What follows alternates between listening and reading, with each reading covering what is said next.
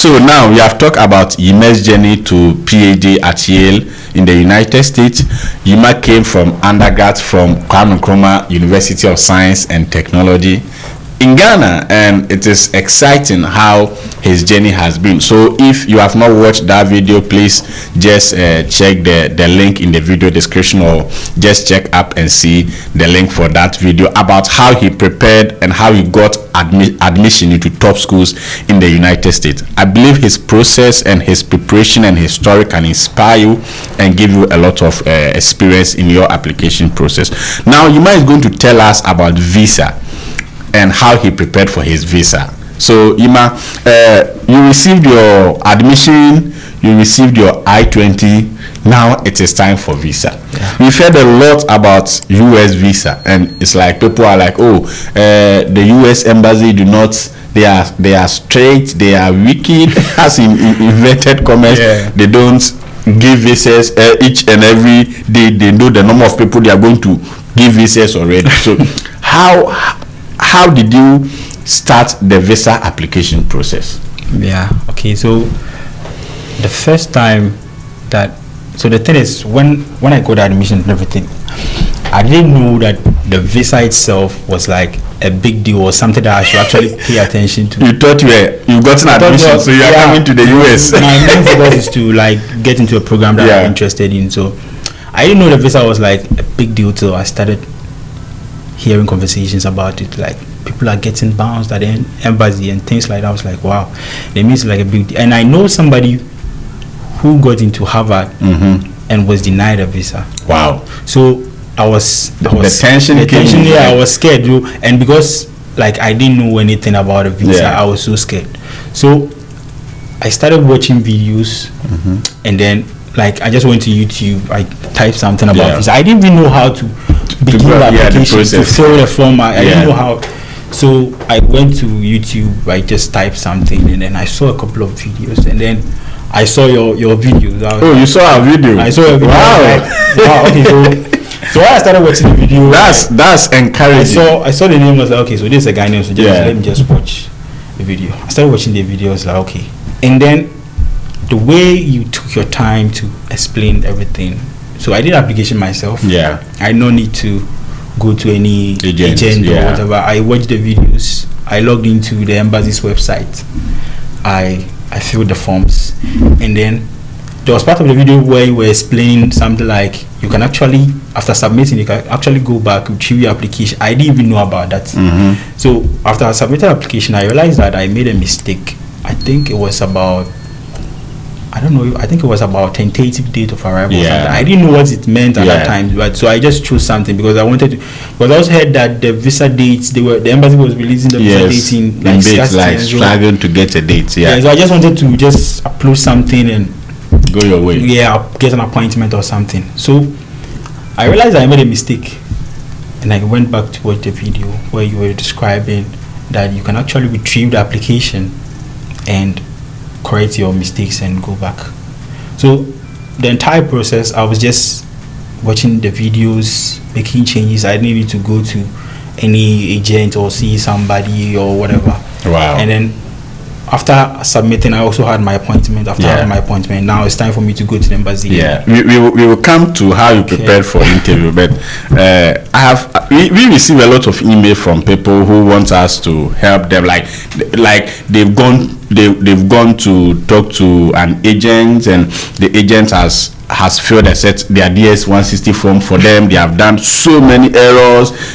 Just recently, somebody who contacted me actually had been banned from the US. We are going to make a video on that to sensitize people. And she contacted the services of an agent. Now, because there was no date at the interview, and he had to apply, like his initial I-20 expired. So he deferred the course to spring. So he had to wait for another I-20. But because she had booked for interview in September, and the school had not yet issued a new I-20, the agent said, oh, you can go. All that I have to do is just make changes on the I-20 for you. right? Wow. And the agent did this for this lady. The lady went and they put her in administrative process. One thing people don't know about the I-20 is that it is in such a way that you cannot edit it. Nah. So later the embassy found out that it was fraud, like the document has been altered, and they have banned her from ever entering the US or going for a visa.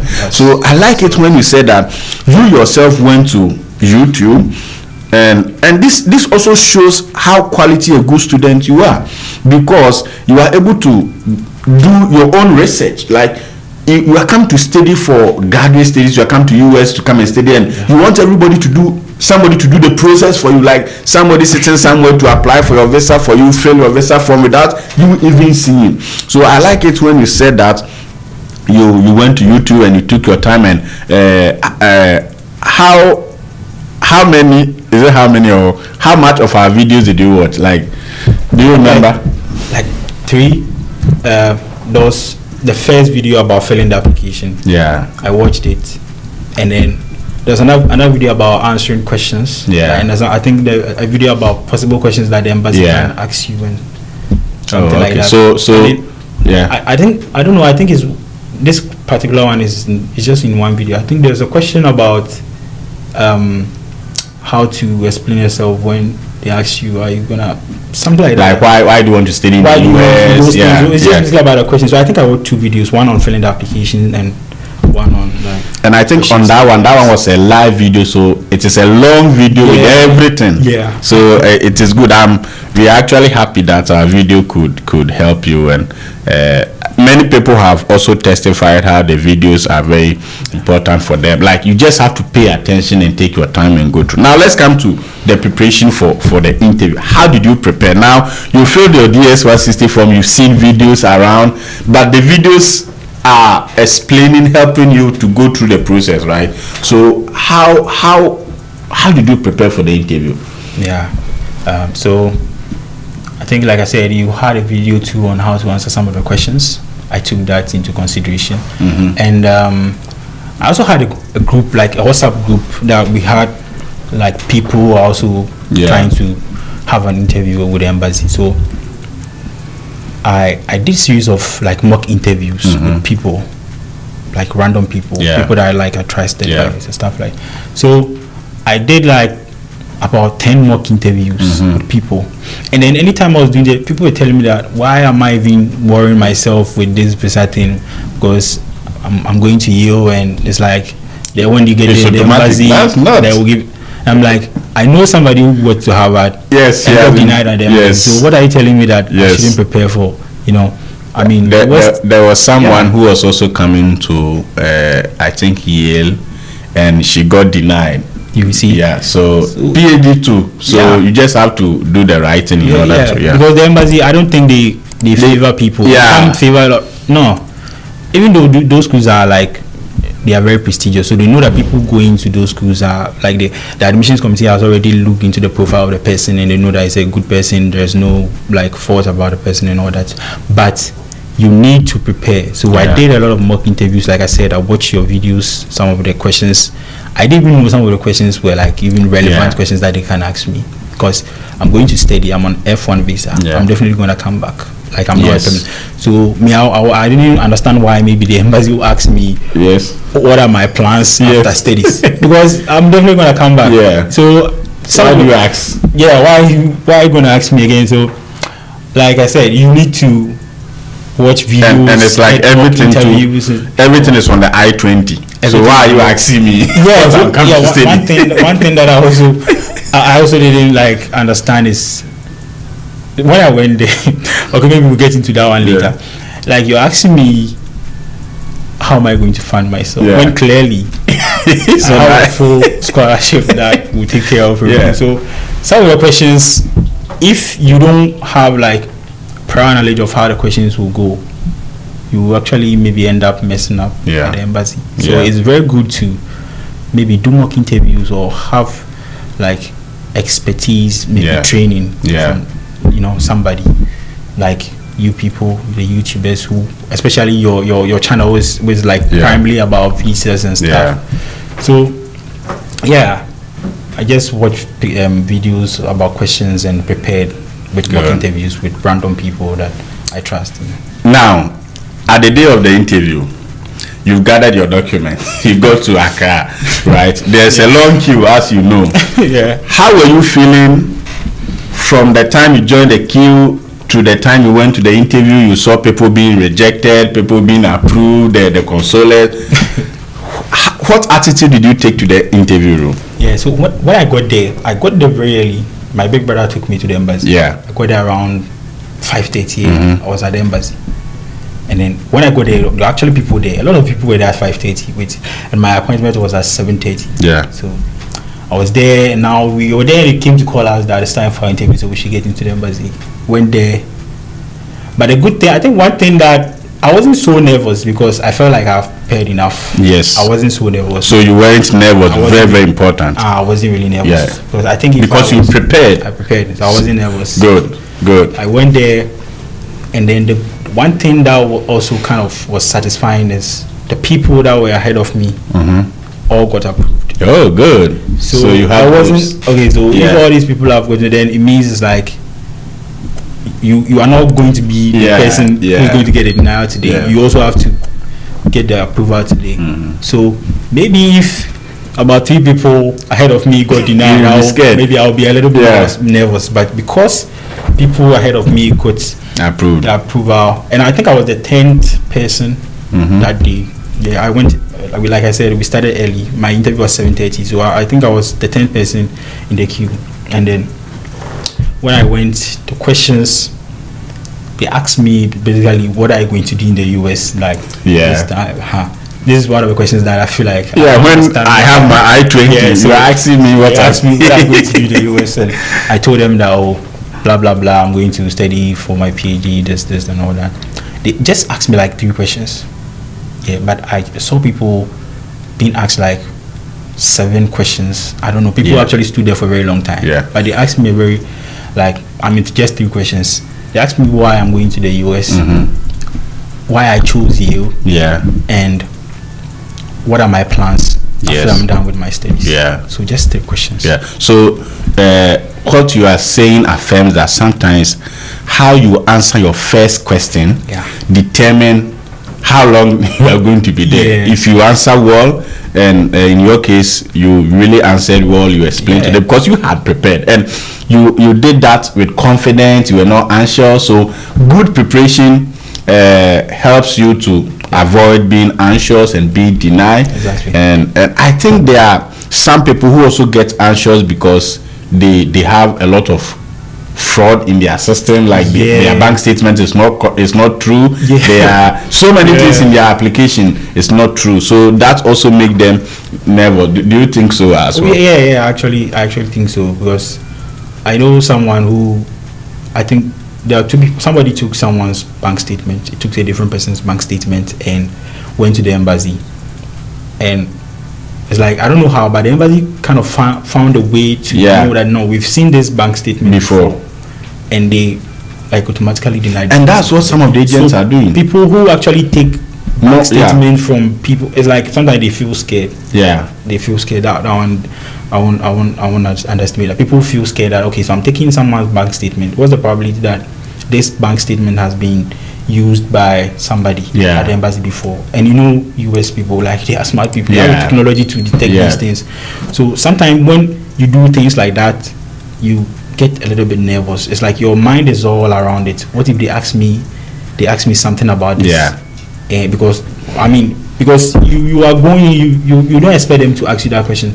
So immediately they ask you that question, you start fumbling, like, because you feel like the embassy knows that this bank statement has been used before. So once they ask you that a question about the bank statement, you start feeling nervous. Or a question about your fake sponsor. Your fake sponsor and stuff like that. You feel like the embassy will call your sponsor and ask. Meanwhile, it's like you are faking the sponsor. So you are scared the embassy will actually call the person and ask if they were the ones who actually gave you the bank statement. And also, a lot of people get denied because they are using study abroad as a means to travel, to come to the US. Like, their intention is not to come and study, right? Yeah. So they are still nervous that the controller will find out that, hey, I'm not a true student, hey, I won't return. Yeah. They are like, God, I hear a lot of people ask me, so if I come and I don't want to go back, what do I do? And I think that question is really unfortunate for you. Before you are going for interview, you are thinking about what you will do when you come and you don't want to go back. Yeah. So can you give us just briefly what advice will you give to people who are preparing for interview, and what do you think they should look out for or they should avoid, if any? Yeah, I think if you are like applying for the visa for the first time, I would say you can do it yourself. Watch videos on YouTube, or read something online about the application process. Like right prepare, now, have knowledge. Have knowledge about things like there are a lot of things that you can do on your own with the technology we have right now. Yeah. You watch videos on YouTube, get the what do you call the format of the questions, and then get somebody to like act like the video. Yeah, like and a coach to coach you through this. You do not. I mean, you like I said, I've never used an agent before. I don't know that from my application process, my school application process to this. I never used an agent or somebody, or like the only help that I had were people who have experience, my SOPs. Watch videos on YouTube. A good recommendation is your kind of videos that you put on the channel, and just have somebody to help you prepare, ask you the question, coach you, train you.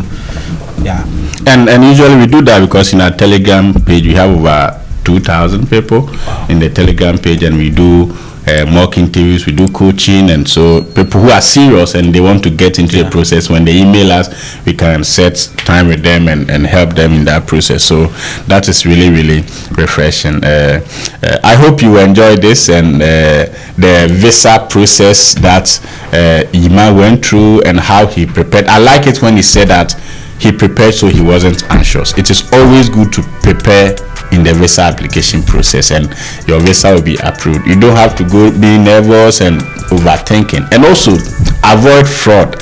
Fraud is important. A lot of people, especially the Ghana embassy, is now very alert on issues of fraud.